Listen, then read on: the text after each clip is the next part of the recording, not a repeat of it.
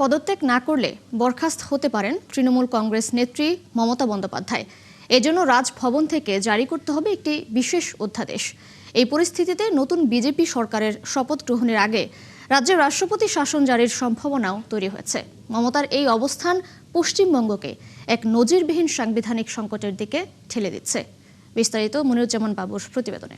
ভোটে জোর করে হারিয়ে দেওয়ার অভিযোগ তুলে মুখ্যমন্ত্রীর পদ থেকে সরে না দাঁড়ানোর ঘোষণা দিয়ে শোরগোল ফেলে দিয়েছেন মমতা বন্দ্যোপাধ্যায়। মুখ্যমন্ত্রী মঙ্গলবার নিজ বাসভবনে সাংবাদিকদের সাফ জানিয়ে দেন তিনি রাজভবনে গিয়ে পদত্যাগপত্র দেবেন না। মমতার এই ঘোষণা পশ্চিমবঙ্গের রাজনীতিতে নজিরবিহীন এক সংকটের জন্ম দিয়েছে। সেই সঙ্গে তৈরি হয়েছে নানা জল্পনা কল্পনা। পর্যবেক্ষকরা বলছেন বিজেপি বিপুল সংখ্যাগরিষ্ঠতা নিয়ে ক্ষমতায় এলেও মুখ্যমন্ত্রীর অবস্থানের কারণে নাটকীয় দৃশ্যের জন্ম দিয়েছে। শেষ পর্যন্ত সিদ্ধান্ত বদল না করলে তাকে বরখাস্ত করার মতো নজিরবিহীন ঘটনা দেখা যেতে পারে ভারতের বুকে। পশ্চিমবঙ্গের বর্তমান বিধানসভার মেয়াদ 7 মে পর্যন্ত।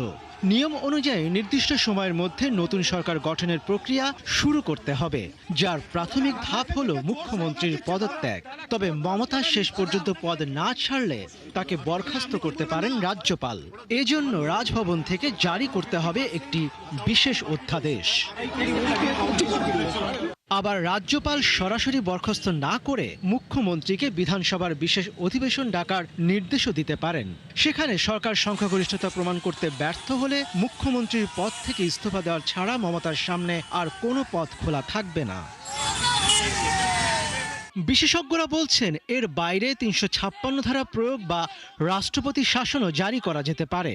কারণ মুখ্যমন্ত্রী পরাজিত হওয়ার পর পদত্যাগ না করার অর্থ হলো রাজ্যে একটি সাংবিধানিক অচল অবস্থা তৈরি হয়েছে। তবে মমতা পদত্যাগ করুন আর নাই করুন, বিজেপি সরকার গড়তে কাজ শুরু করে দিয়েছে। বিধায়কদের সঙ্গে বৈঠক করতে কেন্দ্রীয় স্বরাষ্ট্রমন্ত্রী অমিত শাহ কলকাতা আসছেন। বিধায়কেরা তাদের মধ্য থেকে পরিষদীয় দলের নেতা নির্বাচন করবেন। মনিরুজ্জামান বাবু, ৭১। কলকাতা সহ রাজ্যের বেশ কয়েকটি এলাকায় বিজেপির নেতাকর্মীদের বিরুদ্ধে তৃণমূল কংগ্রেসের দলীয় কার্যালয়ে ভাঙচুর, নেতাকর্মীদের উপর হামলা ও হত্যার অভিযোগ উঠেছে। বীরভূমের নানুরে স্থানীয় এক তৃণমূল কর্মীকে কুপিয়ে হত্যার অভিযোগ উঠেছে। পরিবার জানিয়েছে রাস্তায় একা পেয়ে বিজেপি কর্মীরা তাকে কুপিয়ে হত্যা করেছে। অন্যদিকে হাওড়ার উদয়নারায়ণপুরে বিজেপির এক কর্মীকে পিটিয়ে হত্যার অভিযোগ উঠেছে তৃণমূলের বিরুদ্ধে। এই ঘটনায় গ্রেপ্তার হয়েছেন অভিযুক্ত। এছাড়াও উত্তর ২৪ পরগনায় রাজবাড়ী এলাকায় সংঘর্ষ থামাতে গিয়ে গুলিবিদ্ধ হয়েছেন নেজাট থানার ওসি। মঙ্গলবার রাতে মুর্শিদাবাদ জেলার ডোমকল পৌরসভার একজন সিপিএম কর্মীকে লক্ষ্য করে গুলি চালানোর অভিযোগ উঠেছে। এদিকে পশ্চিমবঙ্গে নির্বাচন পরবর্তী সহিংসতা থামাতে রাজ্যের মুখ্য সচিব দুষ্যন্ত নারিয়ালার কাছে পদক্ষেপ গ্রহণের আর্জি জানিয়েছেন পশ্চিমবঙ্গ রাজ্য বিজেপির সভাপতি শ্রমিক ভট্টাচার্য।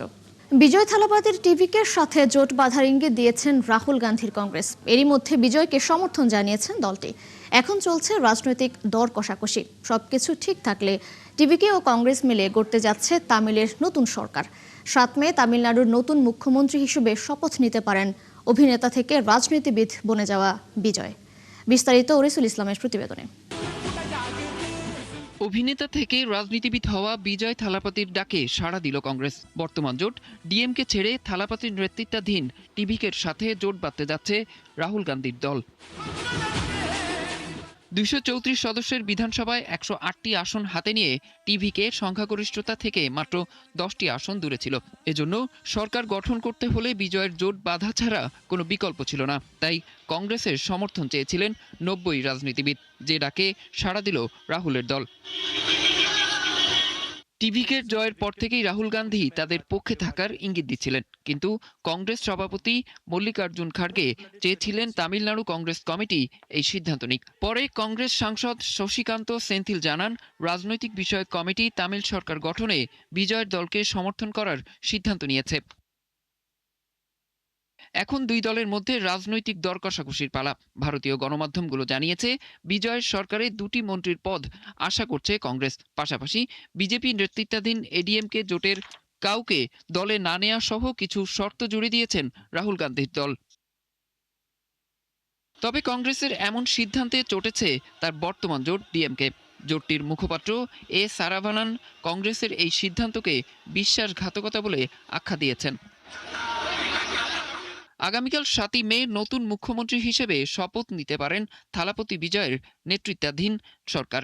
আজকের মধ্যে তামিলনাড়ুর রাজ্যপালের কাছে একটি আনুষ্ঠানিক সমর্থনপত্র জমা দেবে বলে আশা করা হচ্ছে। অরিসুল ইসলাম, ৭১। ইরানের সঙ্গে শান্তি আলোচনায় অগ্রগতির কথা তুলে ধরে প্রজেক্ট ফ্রিডম সাময়িকভাবে স্থগিত করেছেন মার্কিন প্রেসিডেন্ট ডোনাল্ড ট্রাম্প। তবে ইরানের বন্দরে মার্কিন নৌ অবরোধ চলমান থাকবে বলেও জানিয়েছেন তিনি। এদিকে ইরানের প্রেসিডেন্ট মাসুদ পেজিশকিয়ান আবারও জানিয়েছেন, বল প্রয়োগ করে ইরানকে দমন করা সম্ভব নয়। নাহিদা রিন্থির রিপোর্ট। হরমুজ প্রণালী ঘিরে ইরান ও যুক্তরাষ্ট্রের উত্তেজনা চরমে। এবার ইরানের সঙ্গে আলোচনায় অগ্রগতি হওয়ায় সামরিক অভিযান প্রজেক্ট ফ্রিডম স্থগিতের ঘোষণা দিয়েছেন মার্কিন প্রেসিডেন্ট ডোনাল্ড ট্রাম্প। নিজের মালিকানাধীন সামাজিক যোগাযোগ মাধ্যম ট্রুথ সোশ্যালে ট্রাম্প এ ঘোষণা দেন।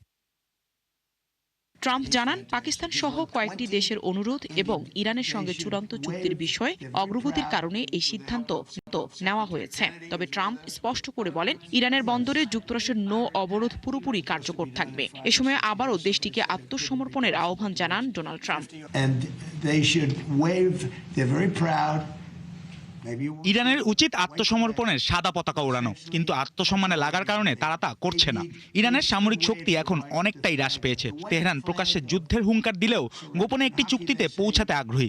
তেহরান এখন শুধু লোক দেখানো খেলা খেলছে। এদিকে ট্রাম্পের বক্তব্যের কড়া প্রতিক্রিয়া জানিয়েছেন ইরানের প্রেসিডেন্ট মাসুদ পেজেশকিয়ান। বলেন, কেউ ইরানকে আত্মসমর্পণ করাতে পারবে না, তাদের জোর খাটিয়ে বশীভূত করা সম্ভব নয় বলে মন্তব্য করেন তিনি। সামাজিক যোগাযোগ মাধ্যম এক্সে দেওয়া এক পোস্টে পেজেশকিয়ান আরও জানান, ইরাকের প্রধানমন্ত্রীর সঙ্গে কথা হয়েছে তার। পাশাপাশি মধ্যপ্রাচ্য থেকে মার্কিন সামরিক হুমকি সরিয়ে নেওয়ার জন্য যুক্তরাষ্ট্রের প্রতি আহ্বান জানিয়েছেন তিনি। অন্যদিকে ইরানের পররাষ্ট্রমন্ত্রী আব্বাস আরাকচি একটি কূটনৈতিক প্রতিনিধি দল নিয়ে চীনের রাজধানী বেইজিংয়ে গেছেন। চীনের পররাষ্ট্রমন্ত্রী ওয়াং ই বলেন, এই সফরের উদ্দেশ্য দ্বিপক্ষীয় সম্পর্কের পাশাপাশি আঞ্চলিক ও আন্তর্জাতিক পরিস্থিতি নিরসনের চেষ্টা। অপরদিকে বিশ্ববাজারে টানা দ্বিতীয় দিনের মতো জ্বালানি তেলের দাম কমেছে। মধ্যপ্রাচ্যের চলমান উত্তেজনা কমাতে মার্কিন প্রেসিডেন্ট একটি সম্ভাব্য শান্তি চুক্তির ইঙ্গিত দেওয়ার পরই তেলের বাজারে এই পরিবর্তন দেখা গেল। এছাড়া সংযুক্ত আরব আমিরাত জানিয়েছে, টানা দ্বিতীয় দিনের মতো দেশটি ইরানের ক্ষেপণাস্ত্র ও ড্রোন হামলার শিকার হয়েছে। তবে ইরান এ অভিযোগ সম্পূর্ণ অস্বীকার করেছে। নাহিদা রিন্থি, ৭১। মধ্যপ্রাচ্যে ইরান ও যুক্তরাষ্ট্রের মধ্যে চলমান উত্তেজনা প্রশমনে মধ্যস্থতাকারী হিসেবে কাজ করার প্রস্তাব দিয়েছে ইরাক। দেশটির নবনিযুক্ত প্রধানমন্ত্রী আলী আল জাইদি জানিয়েছেন, দুই চিরপ্রতিদ্বন্দ্বী দেশের মধ্যে সংকট নিরসনে ইরাক সক্রিয় ভূমিকা রাখতে প্রস্তুত। সামাজিক যোগাযোগ মাধ্যম এক্সে দেয়া এক বিবৃতিতে তিনি এই তথ্য নিশ্চিত করেন। বিবৃতিতে তিনি জানিয়েছেন, ইরানের প্রেসিডেন্ট মাসুদ পেজিশকিয়ানের সঙ্গে টেলিফোনে কথা হয়েছে। আলাপকালে ইরান ও যুক্তরাষ্ট্রের মধ্যকার বিরোধ নিরসনে ইরাকের পক্ষ থেকে মধ্যস্থতার প্রস্তাব দেন তিনি। ইরাক সবসময় কূটনৈতিক পথ এবং আলোচনার মাধ্যমে যে কোনো বিরোধ নিষ্পত্তির পক্ষে। সংকটের এই সময়ে সংলাপই একমাত্র সমাধান হতে পারে বলে মন্তব্য করেন ইরাকের প্রেসিডেন্ট। তিনি আরও জানিয়েছেন, ভৌগোলিক ও কৌশলগত কারণে ইরান এবং মার্কিন যুক্তরাষ্ট্রের মধ্যে সেতু হিসেবে কাজ করার সক্ষমতা ও অভিজ্ঞতা রয়েছে ইরাকের। ইরানের একটি শপিং কমপ্লেক্সে আগুন লেগে ৮ জন নিহত হয়েছেন। এতে দগ্ধ হয়েছেন আরও ৩৬ জন।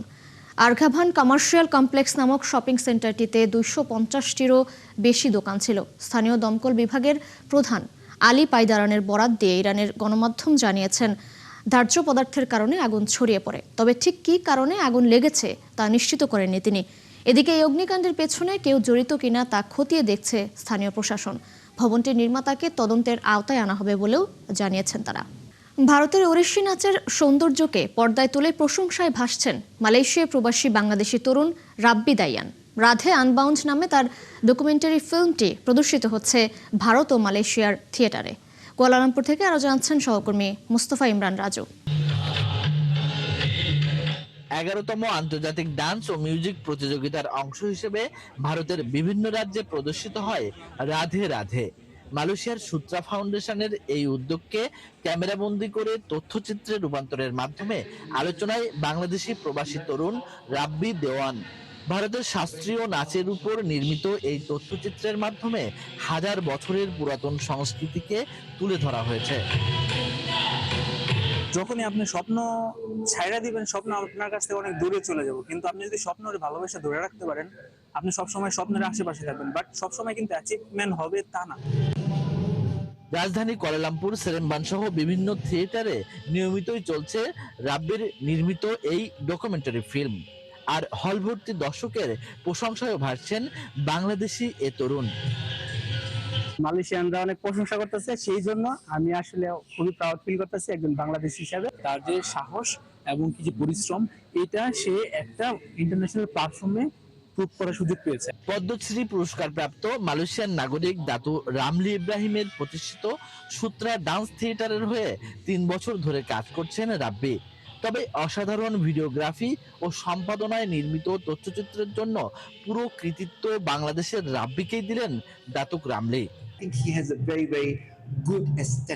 এ ধরনের ফিল্ম নিয়ে কাজ করা রাব্বির জন্য সঠিক সময়। সে এটি করছে এবং এটি ফুটিয়ে তুলতে পারছে ভালোভাবেই।